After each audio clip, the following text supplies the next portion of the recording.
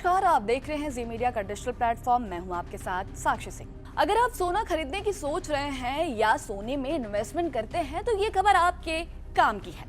घरेलू बाजार में कुछ समय तक मांग कम रहने के बाद सोने की कीमतों ने एक बार फिर नया रिकॉर्ड बना दिया है। भारतीय बाजार में 24 कैरेट सोना 1400 से ज्यादा चढ़कर 1,47,500 प्रति 10 ग्राम के पार पहुंच चुका है। लेकिन सवाल ये है कि अचानक ऐसा क्या हुआ जो सोने के दाम फिर आसमान छूने लगे।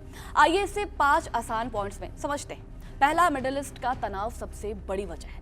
मध्य पूर्व यानी मिडिल ईस्ट में बढ़ती अनिश्चितता, ईरान और अमेरिका के बीच तनाव फिर बढ़ रहा है। जब भी दुनिया में युद्ध या तनाव जैसे माहौल बनता है तो बाजार में डर भी बढ़ जाता है।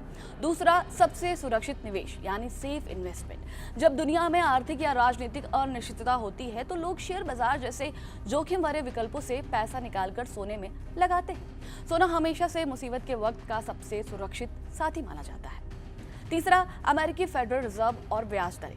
अमेरिका के केंद्रीय बैंक फेड की बैठक होने वाली है। अब बाजार को उम्मीद है कि ब्याज दरों में कटौती या स्थिरता आ सकती है। जब बैंकों से ब्याज कम मिलने की संभावना होती है तो लोग सोने की तरफ ज्यादा आकर्षित होते हैं। चौथा, महंगाई से बचाव। कच्चे तेल की कीमतें बढ़ने और सप्लाई चेन में रुकावट से वैश्विक महंगाई बढ़ने का खतरा है।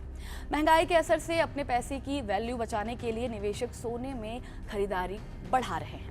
आखिरी और पांचवा, केंद्रीय बैंकों की खरीदारी। सिर्फ आम लोगों या निवेशक ही नहीं बल्कि दुनिया के बड़े बड़े केंद्रीय बैंक भी लगातार अपने खजाने में सोना जमा कर रहे हैं। जब बड़े खिलाड़ी खरीदारी बढ़ाते हैं तो कीमतें अपने आप ही ऊपर हो जाती हैं। सबसे बड़ी बात, क्या आगे सोना और महंगा होगा? विशेषज्ञों का मानना है कि जब तक वैश्विक तनाव और आर्थिक अनिश्चितता बनी रहेगी तब तक सोने के तेवर ऐसे ही तेज रह सकते हैं।